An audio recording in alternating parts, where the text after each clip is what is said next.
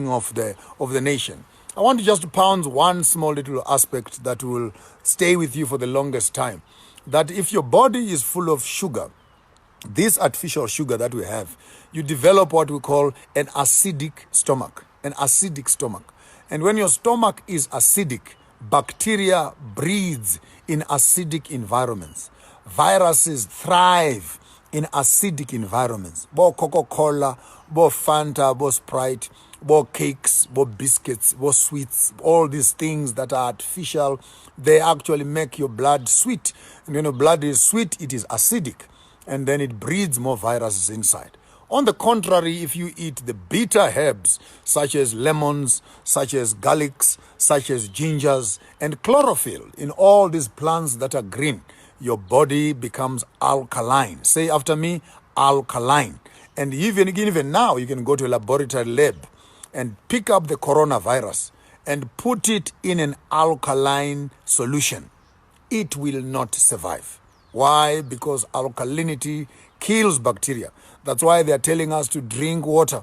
When you drink water and the coronavirus goes to your stomach, because your stomach is actually alkaline, your stomach is able to digest the bacteria and kill it. The only problem of corona is that if it goes through your nose and you don't drink enough water or you don't blow it out, actually then the virus moves from your nostrils into your lungs. And you know very well that you got two tubes here, one tube that goes into your stomach, the other tube that goes into your lungs. Then corona decides to move into your lungs rather than into your stomach. If it goes for your stomach, oh well, that is food. It will be digested and swallowed into the system. But the best way of keeping our bodies healthy, therefore, is to go back again on eating on colors. Greens, our oranges, our purple fruits, and etc. Have that diagram in you and understand that from that diagram, you can actually design your own diet that will fit with you. And then the book of Genesis says, He gave us all the trees and all the herbs, all the flowers and all the grass for food. And I don't know how I can shout louder than this, because humanity must understand that we come from the dust. And because we come from the dust, the energy is from the dust. The medicine is from the dust. These trees that you see around here, their roots are in the dust where we came from.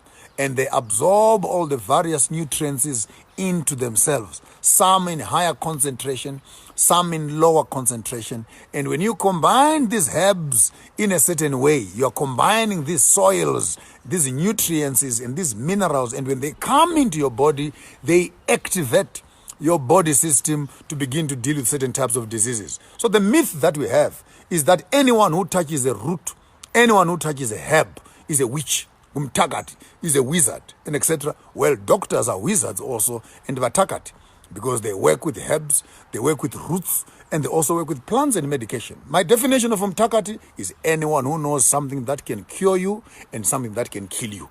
That's it. That's a very primitive definition, but that's mine. You can write your own.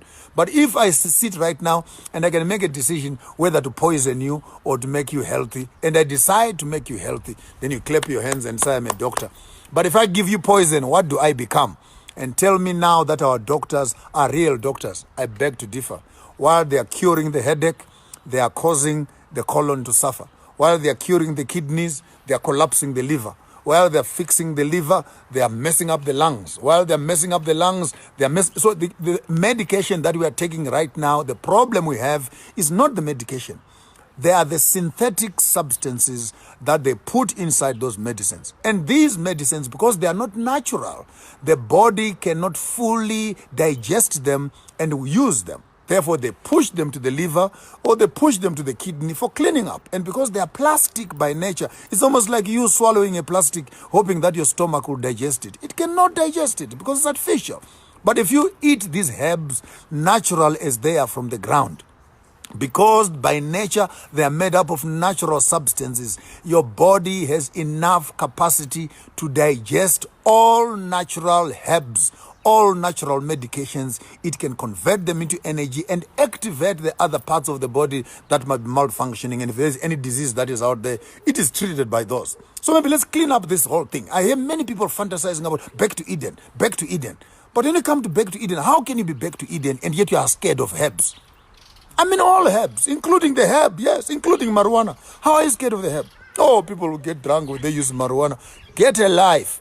Now in Lesotho, they've just approved planting and harvesting marijuana for medicinal purposes. What's your problem? Because inside marijuana, inside HTC, it's actually an active ingredient. You can mix with other chemicals and it can cure from psychosis to asthma to what. Even they are making even aeroplane and plane clothes and etc. using the same marijuana fiber. But of course, when the white man says it, it is commercially viable.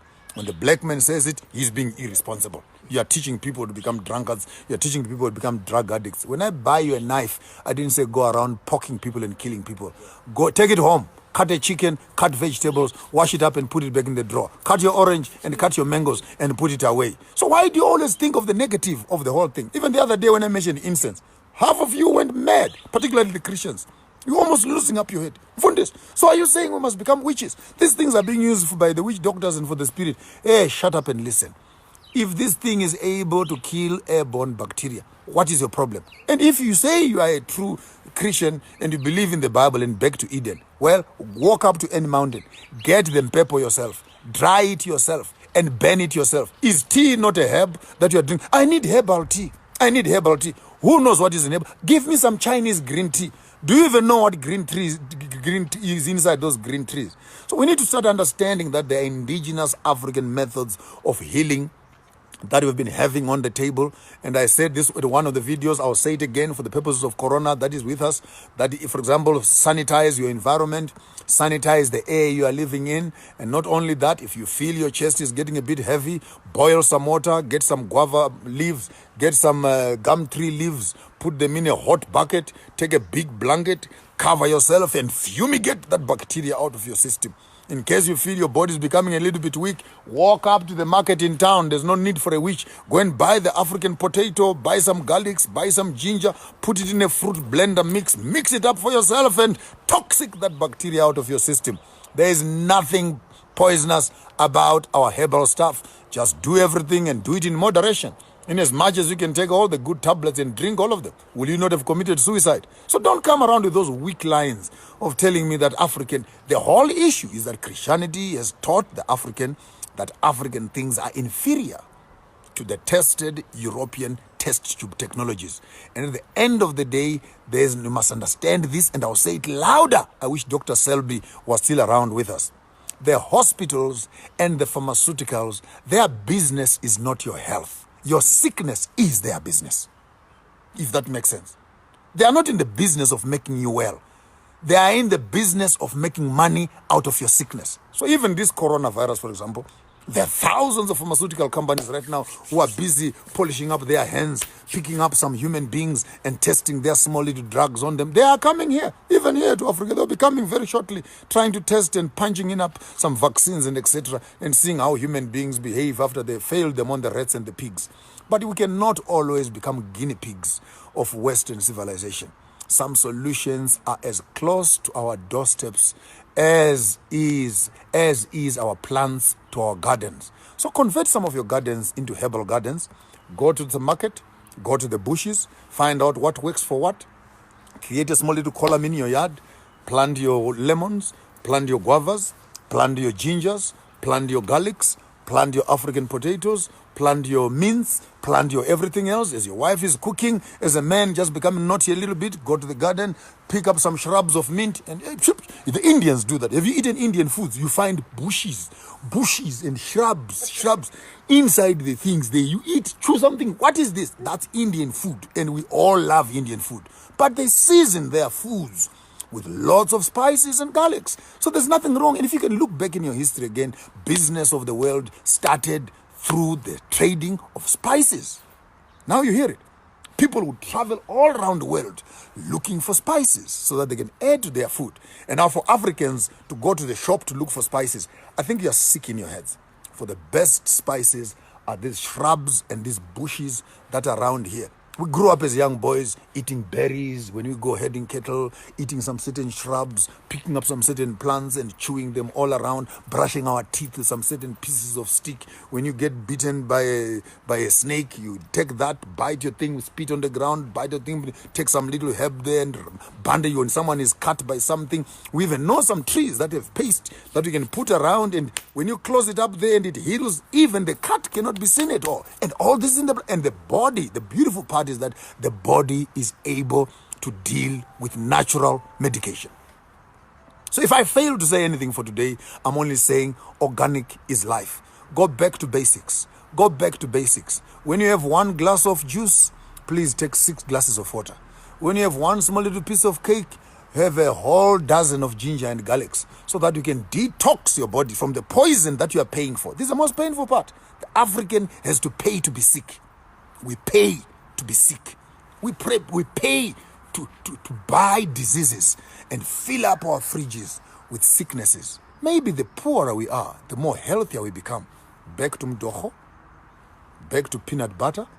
Yes, peanut butter works as good as cooking oil, and it is much more friendly. No, we want refined oils and etc., which have all the other antioxidants that we cannot even explain, because we simply think that African is inferior, European is superior. I don't blame you.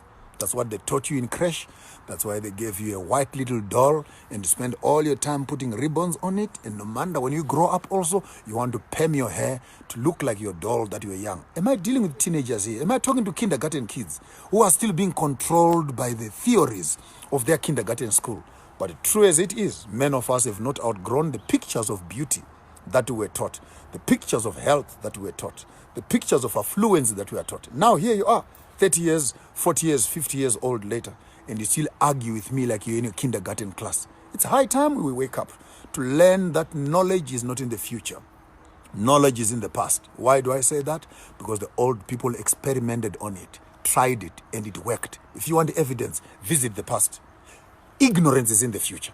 Now Corona is here. Show me knowledge. We are waiting for them to find it. But if we can harvest our indigenous knowledge from the past. And look, I still want to ask myself the question, why is it that our universities and our pharmacology departments cannot actually have their stations in the traditional houses where herbs are and find out what is in these herbs? What is in it? If I had money, I would be running a huge research center of harvesting this knowledge. With those few knowledge and information that I have for you for this afternoon, I wish all of you tonight, no more teas and etc. Crush some ginger, crush some lemon, yes, and have some nice little juice. Bath before you kiss anybody. Wash your hands before you sleep with your wife. Change your clothes and be healthy. After Corona, we will still be here. Natural is health. Your health is your wealth. Without good health, even the richest man is poor. Back to basics. Live with Mapunga J here on Farmers of Thought, your afternoon drive, discussing African politics, African science, African medicine, and everything else between. African problems, seeking for African solutions. Tomorrow, 4:15, same time, I'll be back in lockdown. I'll see you back in my studio. Have yourself a wonderful evening. Blessings upon you.